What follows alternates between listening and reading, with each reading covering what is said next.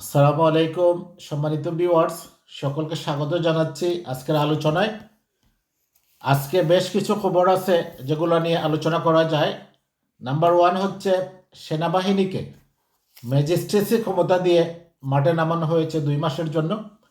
এটা একটা ভালো দিক, কারণ হচ্ছে বিপ্লবোত্তর বাংলাদেশে বিভিন্ন স্বার্থন্বেষী মহল, গোষ্ঠী এবং পতিত সরকারের কিছু দোসররা বিভিন্ন জায়গায় ছিনতাই, চাঁদাবাজি, দখল এবং উৎপাত করতেছে। তাদেরকে শাস্তি করার জন্য সেনাবাহিনীর একটি অভিযান, শক্ত অভিযান দরকার।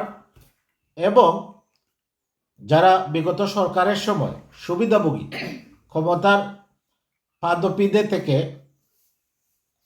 ক্ষমতার ছত্রছায়ায় বিভিন্ন অন্যায়, অরাজকতা, রাহাজানি, ছিনতাই, টাকা পাচার, দুর্নীতির সাথে যারা জড়িত ছিল তাদেরকে গ্রেফতার করে আইনের আওতায় নিয়ে আসা খুবই জরুরি।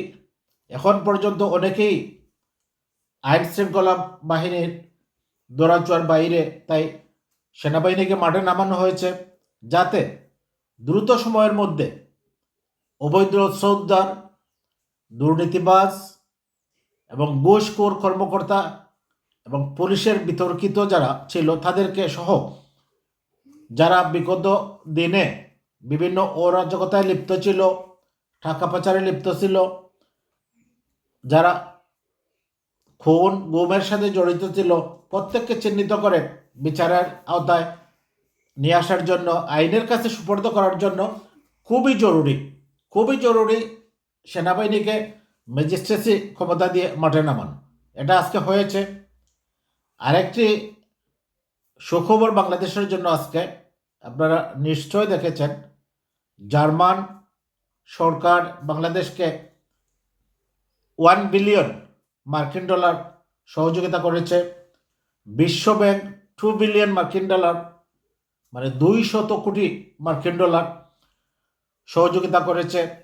ইতিমধ্যে গতকালকে বলেছিলাম, মার্কিন প্রতিনিধি দল তারাও মার্কিন সরকারের পক্ষ থেকে $20 মিলিয়ন মার্কিন ডলার তারা সহযোগিতা করে গেছে।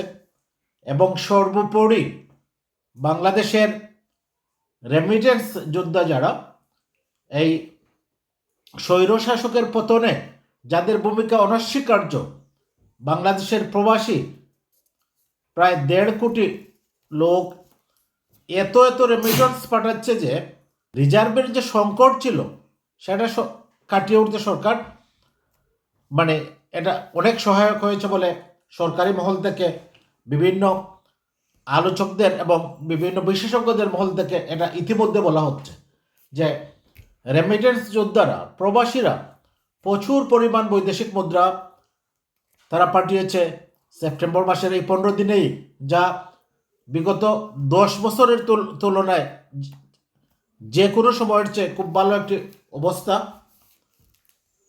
রেমিটেন্সের। এই জন্য প্রবাসীদেরকে মোবারকবাদ জানাচ্ছি, ধন্যবাদ জানাতে চাই।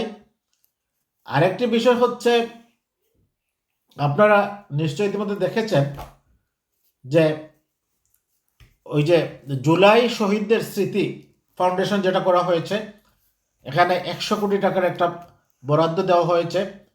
তো আমাদের মূল পয়েন্ট হচ্ছে এটা, আমরা চাই আপনারা ফাউন্ডেশন করতেছেন, করেন, কোনো অসুবিধা নেই, কিন্তু 18 থেকে 20 হাজার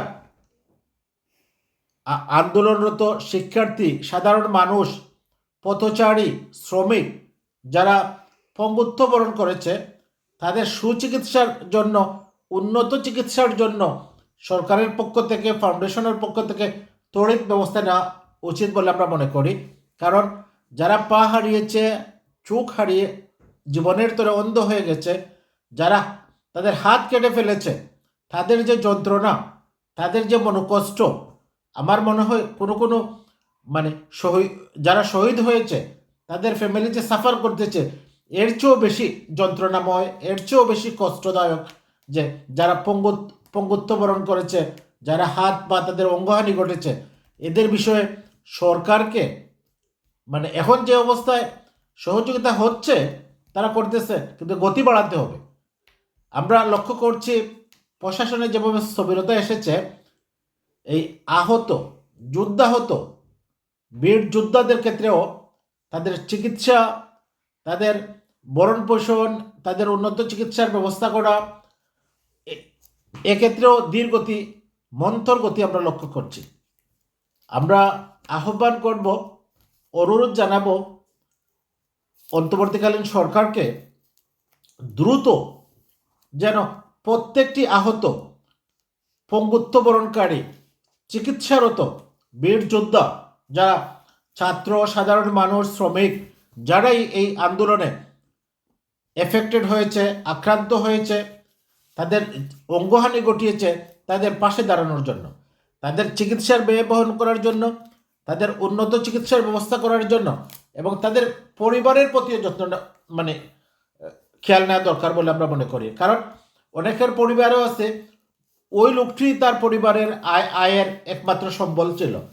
সে অসুস্থ হওয়ার কারণে, গুলিবিদ্ধ হওয়ার কারণে, পঙ্গুত্ব বরণ করার কারণে তার ফ্যামিলি এক নিদারুণ কষ্টে আছে।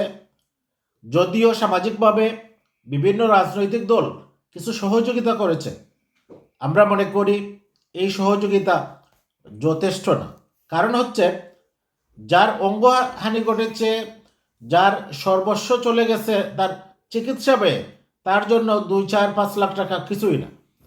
তাদের পরিবারের পাশে দাঁড়ানো দরকার রাষ্ট্রীয়ভাবে, সরকারিভাবে, এবং যারা নিহত হয়েছে তাদের ভরণ পোষণের ব্যবস্থা করা দরকার।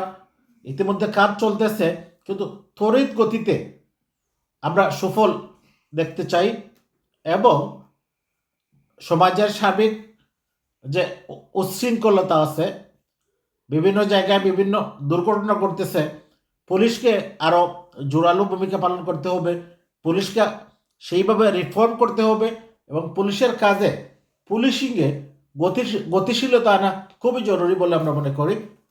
সম্মানিত ভিউয়ার্স, এই ছিল সবার জন্য শুভকামনা। আল্লাহ হাফিজ।